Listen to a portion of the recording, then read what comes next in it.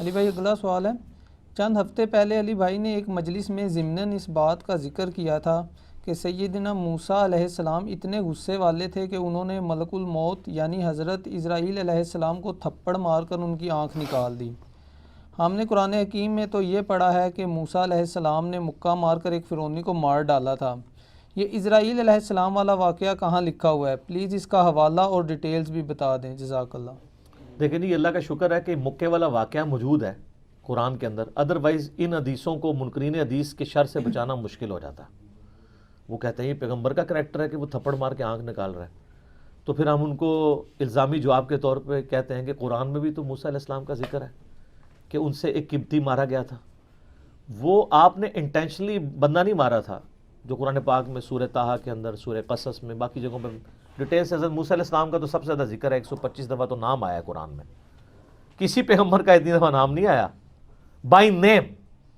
ویسے سب سے زیادہ ذکر ہمارے نبی علیہ السلام کا ہے، چونکہ آپ تو سامنے موجود تھے تو ایز اے تھرڈ پرسن نہیں، سیکنڈ پرسن، صرف قل ہی 330 دفعہ آیا ہے نبی تم فرما دو، لیکن نام جو ہے وہ صرف 5 دفعہ آیا ہے، 4 دفعہ محمد اور 1 دفعہ احمد، اس پہ میرا کلپ ریکارڈڈ ہے۔ تو موسیٰ علیہ السلام اور ان کی قوم کا ایک بندے لڑ رہے تھے، تو وہ چھڑاتے چھڑاتے گھوسا مارا، جیسے چھڑانے کے لیے وہ کرتا، پھر موسیٰ علیہ السلام تو پتہ ہے جلالی سے وہ بندہ ہی مار گیا۔ پھر وہ چلے گئے، اللہ تعالیٰ سے معافی مانگی، کہا شیطان نے مجھ سے کام کرایا، میری نیت نہیں تھی۔ یہاں پہ بھی بخاری اور مسلم دونوں میں حدیث موجود ہے کہ ملک الموت، جن کو ہم اسرائیل بھی کہتے ہیں، اسرائیل نام کسی حدیث میں موجود نہیں، البتہ ہمارے سلف نے اس کو استعمال کیا ہے۔ ابن جریر طبری جو اہل سنت کے بڑے مفسر ہیں، شروع کی تفسیر ابن جریر انہوں نے لکھی المتوفا 310 ہجری، انہوں نے اسرائیل نام کو یوز کیا ہے۔ باقی تو نام ہم استعمال کرتے ہیں نا، جبرائیل، میکائیل، اسرافیل، یہ تو نام وہ ہیں جو قرآن اور احادیث کے اندر آئے ہیں۔ اسرائیل نام نہیں آیا، اسرائیل کے لیے ملک الموت کا لفظ آیا ہے قرآن میں۔ ایک اور نام بھی ہے عزازیل، وہ پتہ کتنا ہے تواڈے بیلی دا شیطان، عزازیل عزت والا۔ تو یہ جو ایل ہے نا، یہ لفظ اسرائیل بھی آپ نے لفظ سنا نا قرآن میں، حضرت یعقوب علیہ السلام کا نام ہے اسرائیل، اس کا مطلب ہے اللہ کا بندہ۔ اسرائیل ایک سٹیٹ بھی ہے نا، اس کے نام سے ہمیں کوئی اختلاف نہیں ہے، ان کے کرتوتوں سے ہے۔ تو یہ ان ساروں کے معنی یہ اللہ ہی کی طرف منسوب ہیں، جبرائیل، عزازیل، اسرافیل، میکائیل، اسرائیل، اسرائیل، ہیبرو لینگویج میں، عبرانی زبان کے اندر۔ تو یہ بخاری مسلم دونوں میں موجود ہے کہ انسانی شکل میں حضرت اسرائیل علیہ السلام آئے اور کہا کہ حضرت موسیٰ علیہ السلام سے کہا کہ آپ اپنے رب کے حکم کو اوبے کیجئے، یعنی اپنی جان میرے والے کرو۔ ان چندہ چلتا پھرتا بندہ ہوئے، انہوں نے کہا ہاں جی سر چلو تیاری جے۔ اور پھر موسیٰ علیہ السلام، تو حضرت موسیٰ علیہ السلام نے ایک تھپڑ مارا اس کو، اس کے سے اس کی آنکھ نکل گئی۔ اب ظاہر ہے کہ حضرت موسیٰ کے ساتھ تو مس بیہیو نہیں کر سکتا تھا نا، اللہ کا بھیجا ہوا پیغمبر تھا وہ، اور آپ کو پتہ ہے یہ چاروں فرشتوں کے پیغمبر ہیں، جبرائیل، میکائیل، اسرافیل اور اسرائیل یعنی ملک الموت علیہم السلام اجمعین۔ یہ انبیاء کے یعنی فرشتوں کے انبیاء ہیں، اسی وجہ سے یہ انسانوں کے انبیاء کے استاد بھی ہیں، ورنہ نبی کا استاد غیر نبی نہیں ہو سکتا۔ یہ میں آپ کو لاجیکلی بتا رہا ہوں۔ تو حضرت جبرائیل علیہ السلام انبیاء میں سے ہیں، فرشتوں کے انبیاء میں سے۔ تو وہ پھر اللہ تعالیٰ کے پاس واپس چلے گئے، حضرت ملک الموت، کہا کہ یا اللہ مجھے اس بندے کے پاس بھیجا ہے جو مرنے کو پسند نہیں کرتا، مرنے کو تو کوئی بھی نہیں پسند کرتا۔ تو اللہ تعالیٰ سے انہوں نے ریکویسٹ کی تو اللہ نے ان کی آنکھ ان کو واپس کر دی۔ یار حضرت اسرائیل علیہ السلام کی آنکھ نکل جائے تو وہ کس سے ملتی ہے؟ اللہ سے۔ تو آپ کا تو فرید الدین گنج شکر کا واقعہ مشہور ہے کہ انہوں نے کہ آن دے آنکھ آندی ہے تو آن دے۔ سر کوئی نہیں آنکھ دے سکتا۔ ہاں اللہ اگر کسی نبی کو معجزہ دے جیسے کہ حضرت عیسیٰ علیہ السلام کے لیے آتا ہے وہ تو ثابت ہے، ورنہ اگر وہ کہتا ہے کوئی بزرگ بھی دے سکتا ہے تو اس بزرگ کے ماننے والوں کی آنکھ نکلوا دیتے ہیں، جا کے بزرگ سے لے کے بتائیں. کوئی کچھ نہیں کر سکتا، اسرائیل بھی نہیں کر سکتا. اچھا ایک کہتے ہیں اسرائیل کو روح کھو لی، گیچی مروڑ دے 2 منٹ تہاڈی روح کھونے والے ہو. تو وہ تو پیغمبر تھا نا. بخاری مسلم میں حدیث ہے کہ اللہ تعالیٰ کسی پیغمبر کو اس وقت تک موت نہیں دیتا جب تک کہ اس کے سامنے یہ آپشن نہ رکھ دے کہ وہ چاہے تو اپنی امت کے پورے ٹینور تک زندہ رہے. اور بخاری مسلم میں الفاظ ہیں کہ نبی الاسلام کو بھی یہ آفر آئی تھی، لیکن آپ نے اللہ کو اللہم رفیق الاعلیٰ کہہ دیا تھا، ورنہ آپ قیامت تک زندہ رہتے. اپنے امت، آپ کی تو امت کا ٹینور بھی لمبا ہے. تو حضرت موسیٰ علیہ السلام نے وہ تھپڑ مارا، وہ اللہ کے پاس گئے. بخاری مسلم کے الفاظ ہیں، اللہ نے آنکھ واپس کی، واپس آئے اور کہا اچھا اس طرح کرو. اللہ کو تو پتہ تھا نا بندہ ذرا جذباتی، میرا ہی بندہ ہے، تو لہٰذا میرا بھی غصے کا برا نہ مانا کرے. منو ہی اللہ نے بنایا ہے، ہر بندے کی نیچر اپنی ہے. ابو بکر عمر نہیں بن سکتے، عمر ابو بکر نہیں بن سکتے، دونوں کی اپنی نیچرز ہیں. A man can never grow out of his skin. انسان جتنا بھی موٹا ہو جائے اپنی سکن سے باہر نہیں نکل سکتا. جو شاکلہ اللہ نے دیا ہے اس کے اندر ہی اس کی وہ ہوئی ہوتی ہے بلٹ اپ. بہرحال اللہ نے فرمایا اچھا موسیٰ سے کہو کہ کسی بیل کی پشت پہ اپنا ہاتھ رکھے، اس کے ہاتھ کے نیچے جتنے بال آ جائیں گے نا اتنے سال اور زندگی بڑھ گئی. سر وہ تو سینکڑوں بال بنتے ہیں. تو حضرت اسرائیل علیہ السلام یہ جب پیکج لے کے آئے نیا کہ حضرت پہلی تے معذرت ہوں اے پیکج ہے تہاڈی مرضی ہے. دیکھو منی پھر موسیٰ دی گئی ہے، ہونا تو چاہیے تھا کہ جس نے مارا ہے اسے بدلہ لیا جاتا، لیکن لاڈلا ہے. تو انہوں نے کہا اچھا اتنے سال میں زندہ رہوں پھر کیا ہوگا؟ انہوں نے کہا پھر موت. کل نفس ذائقۃ الموت، ہر ذی روح نے موت کا مزہ تو چکھنا ہے. تو پھر انہوں نے کہا جب اتنے سال بعد مرنا ہی ہے تو اب کیوں نہیں، جب یہ میں نے جام پینا ہی ہے موت کا. تو پھر انہوں نے کہا اے اللہ بس میں تجھ سے یہ دعا کرتا ہوں کہ مجھے ارض مقدس یروشلم کے قریب کر دے، میں اتنا قریب ہو جاؤں کہ وہاں سے اگر کوئی پتھر بھی پھینکے نا تو میری قبر تک پہنچ جائے، وہ مقدس زمین کے. جیسے ہماری بھی خواہش ہوتی ہے بقیع غرقد میں دفن ہو. مسلم شریف میں حدیث ہے کہ جس نے مدینے کے مصائب پہ صبر کیا تو میں اس کا شفیع بنوں گا. ترمذی میں الفاظ ہیں کہ ہو سکے تو مدینے میں مرو، جو مدینے میں مرے گا میں اس کی شفاعت کروں گا. اور بخاری میں حدیث ہے حضرت عمر کہا کرتے تھے اے اللہ مجھے شہادت کی موت دینا، اپنے رسول کے شہر مدینہ میں موت دینا. اللہ نے دونوں ان کی دعائیں قبول کر لیں، کیونکہ سب سے پہلے شفاعت اہل مدینہ کی ہونی ہے، بشرطے کہ وہ آپ کے فرقے کا ہو. ہاں سر فضائل اعمال والے شیخ زکریا صاحب بھی مدینہ شریف بقیع غرقد میں دفن ہے، اور فضان سنت والے الیاس قادری صاحب کے پیر صاحب ضیاء الدین مدنی بھی وہاں پہ دفن ہے، اور ہماری ماں سیدہ عائشہ بھی وہاں دفن ہے،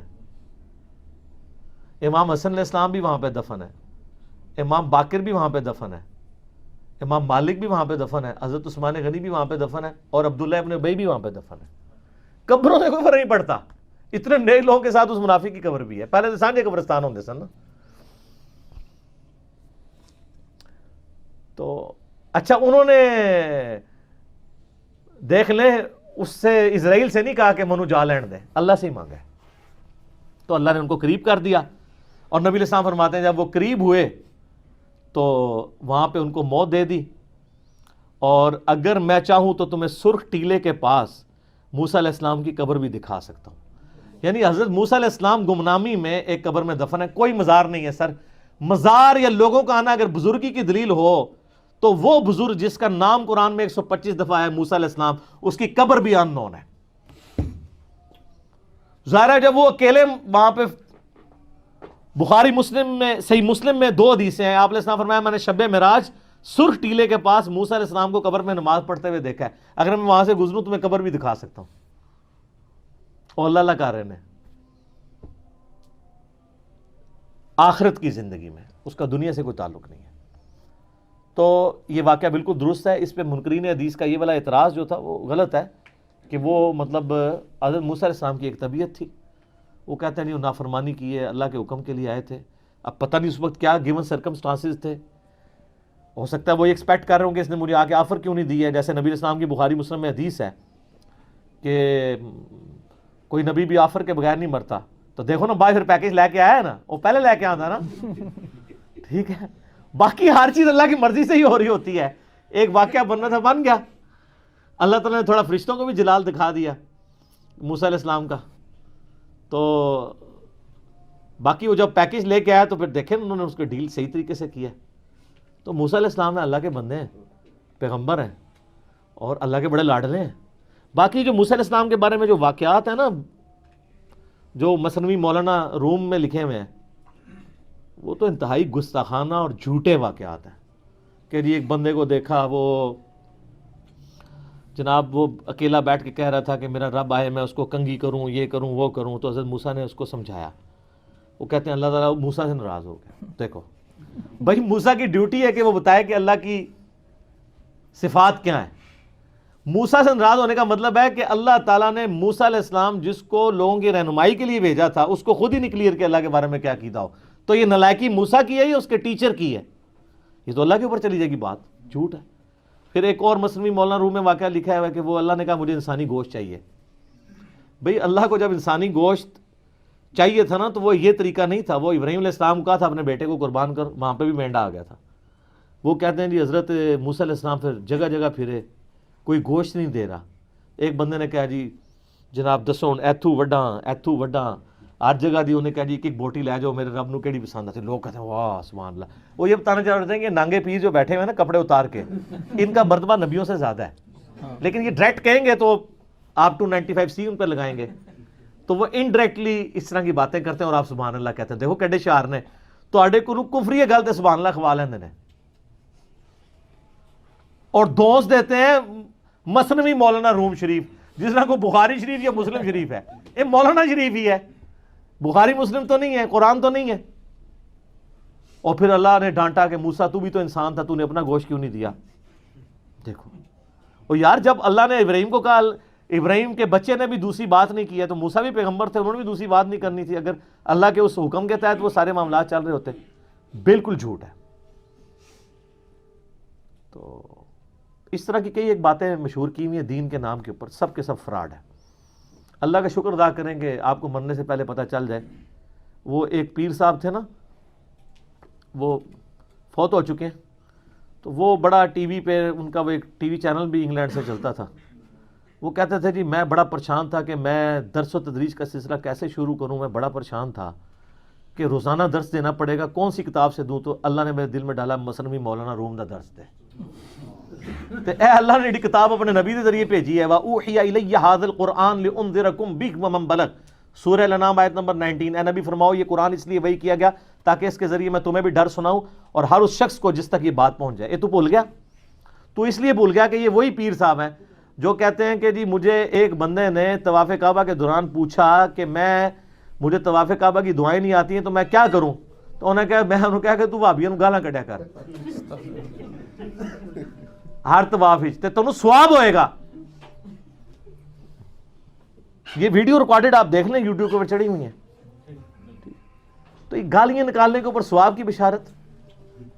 اور طواف کی تو دعائیں ہوتی نہیں, تو مولویوں نے لکھی ہیں طواف کی ایک ہی دعا ہے, ربنا آتنا فی الدنیا حسنہ وفی الآخرۃ حسنۃ وقنا عذاب النار. وہ بھی رکن یمانی سے لے کے حجر اسود تک ہے سنن نبی داؤد میں. اور کوئی دعا نہیں ہے, جو مرضی آپ طواف میں پڑھیں, جو مرضی. مراد یہ گالیاں یہ نہیں کتابوں سنن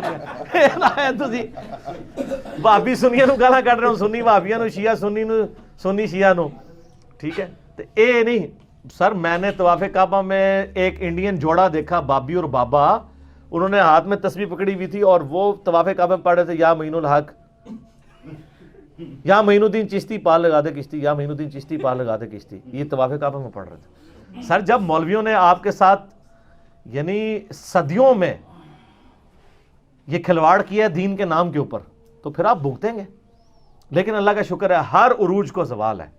ان کا زوال اب آپ کے سامنے ہے کہ باپ دادا گمراہی کے پیشوا تھے, آج اولادیں جو ہیں وہ 3 طلاقیں دے کے اور 4 تکبیریں پڑھ کے اپنے آباء و اجداد کے مذہب کو دفنا کے جھوم جھوم کے کہہ رہی ہے کیا کہ نام ہے وابی, نام ہے بابی, میں ہوں مسلم علمی کتابی.